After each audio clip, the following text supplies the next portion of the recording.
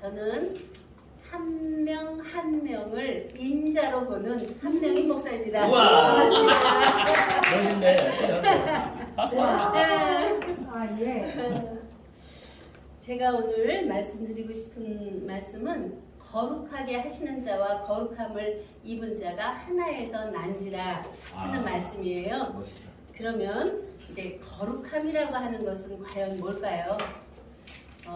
우리가 성경을 보면은 첫째 날, 둘째 날, 셋째 날, 넷째 날, 다섯째 날, 여섯째 날을 다 창조하시고 천지와 만물이 다 이루니라 하신 안에서 일곱째 날을 복주고 그날을 거룩하게 하시고 그날에 안식하셨다 하거든요. 그러면 일곱째 날이 거룩이잖아요. 일곱째 날이 복이잖아요. 일곱째 날이 안식이잖아요. 그리고 일곱째 날이 평안이잖아요. 우리의 자유잖아요. 이제 그런 면에서 이제 하나님 자체 안식이죠. 하나님 자체 거룩이고, 그러면 우리가 인간이 생각하는 거룩과 하나님이 말씀하시는 거룩의 차이는 어떻게 될까요? 이제 성경에서 말씀하시기를 기름 준비한 처녀와 기름 준비하지 못한 처녀, 열 처녀 비유해서 말씀하시는 내용은 기름 준비를 한 처녀는 신랑을 맞을 수 있다는 거예요. 기름 준비하지 못했으면 신랑이 와도 들어가지 못한다는 거예요. 이제 그런 면에서 기름이 뭘까요? 기름이 바로 이제 성령으로 볼 수도 있고 말씀으로 볼 수도 있는데, 그러한 우리의 내적인 면에서 안에 주를 영접할 수 있는 바탕이 먼저 돼야 되는데, 그 바탕이 이제 씨 뿌리는 비유 마태복음 13장에서 보면 잘 나타나고 있잖아요. 우리의 내면 상태가 첫 번째가 뭐예요? 길가예요. 딱딱하게 굳어서 거기는 씨를 뿌려서 날 수도 없을 정도로 단단하게 굳은 우리의 마음 바탕이에요.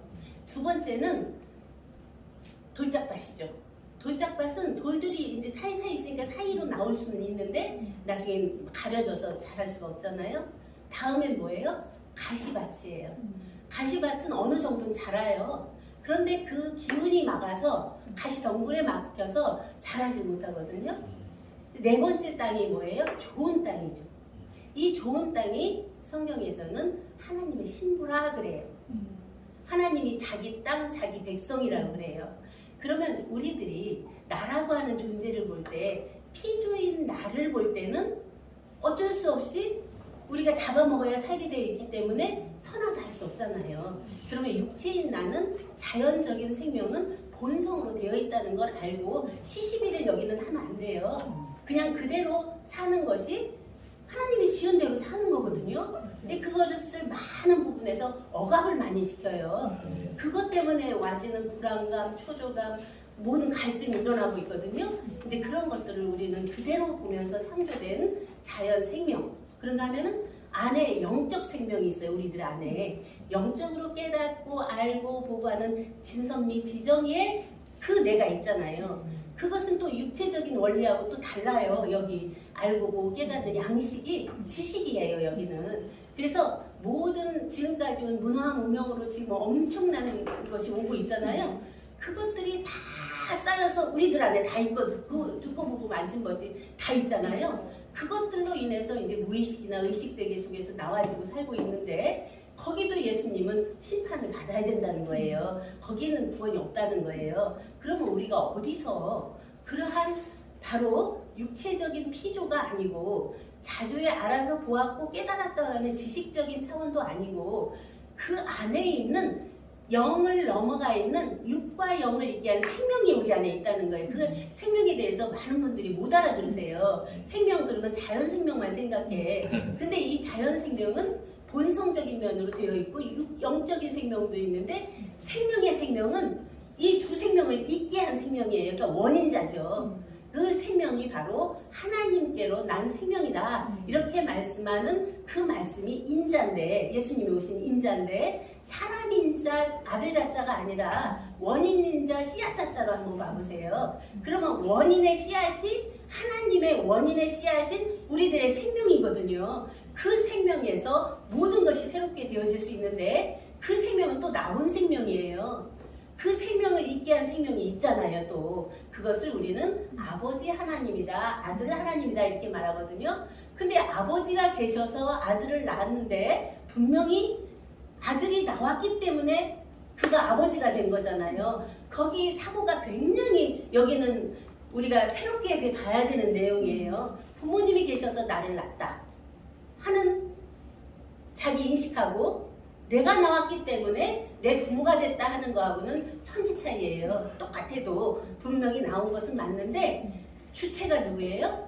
내가 있어서 나왔기 때문에 부모님이라 할 수 있는 거잖아요. 아버지다 어머니라 할 수 있잖아요. 내가 나오지 않으면 부모님이 될 수가 없잖아요. 이제 그런 것처럼 우리들의 사고 자체가 항상 피조적 의식이 아니라 자조의 의식으로, 자존자의 의식으로 변화되는 것을 거듭났다, 부활됐다 하는 거예요. 아멘. 이제 그러면 우리가 이러한 속에서 거룩은 나눔과 분별이에요. 아까 제가 말씀드린 것처럼 육적인 생명과 영적인 생명과 생명의 생명과 하나님 자체 생명이 있다. 이 네 생명을 분별할 수 있어야 온전한 거룩은 근본 자체가 거룩이잖아요. 여기는 다 묻어 있어요. 육체에 묻어 있고 모든 것이 환경에 묻어 있는데, 이 환경이 이런 자연 환경도 환경일 수 있는데 우리들 몸뚱이가 또 환경이에요.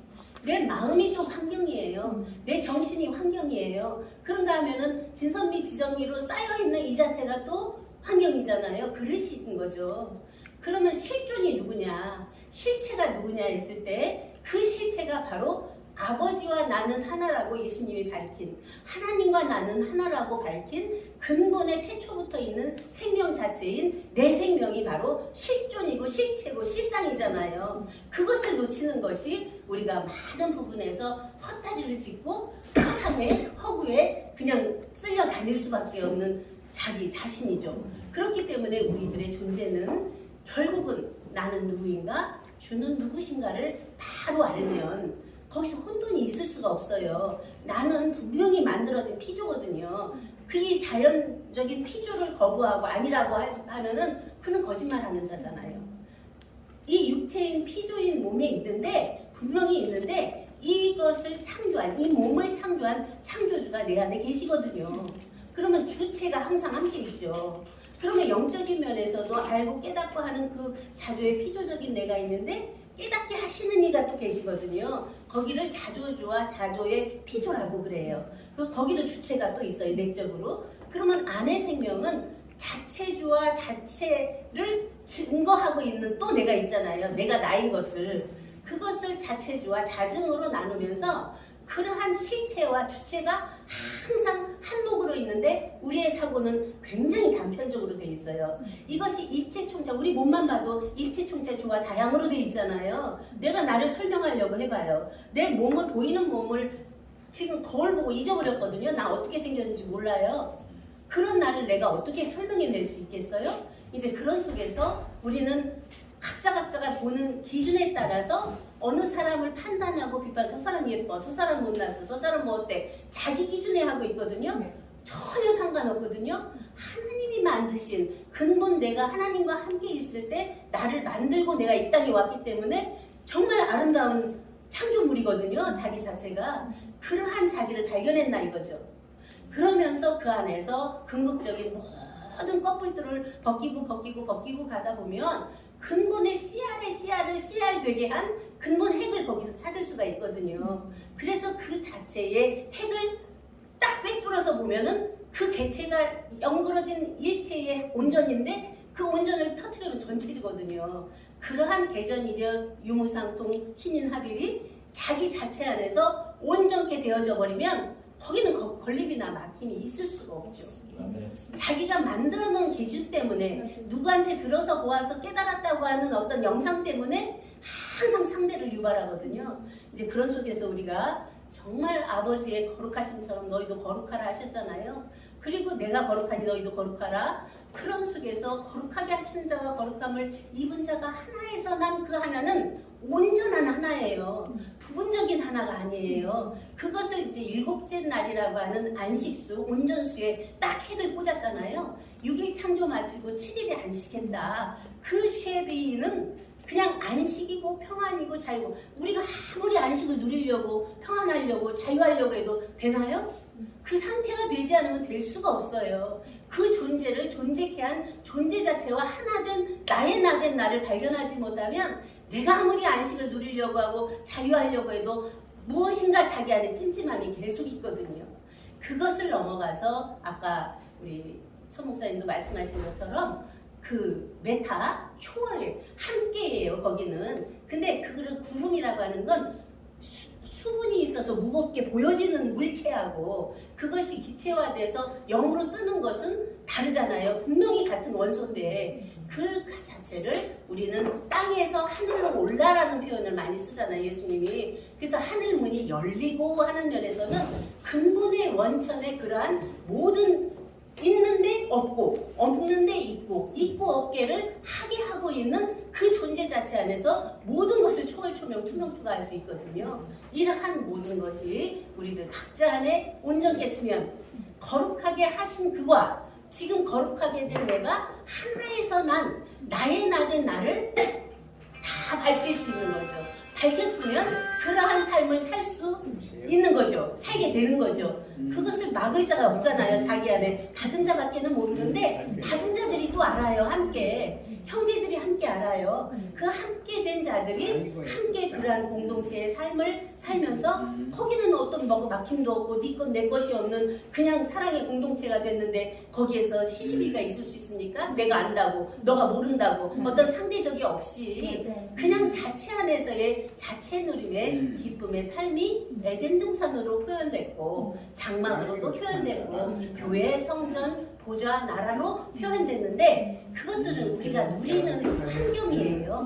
그 환경마저 초월해 있는 우리들 각자의 존재 자체를 정말 서로 얼굴과 얼굴을 대하여서 맞대어 보면서 서로 사랑을 하는 그러한 새로운 출발을 우리에게 허락하셨으니 그러한 사랑으로 더욱더 충만되기를 바라고요. 이 자리 이제 이러한 자리를 마련해 주신 한국 멘토링 대표회장님 그리고 함께 말씀을 나누면서 서로 또 사랑의 그 대화를 나누고 또 함께 살아가는 우리 귀하신 분들 모두에게 감사를 드리면서 말씀 마치겠습니다.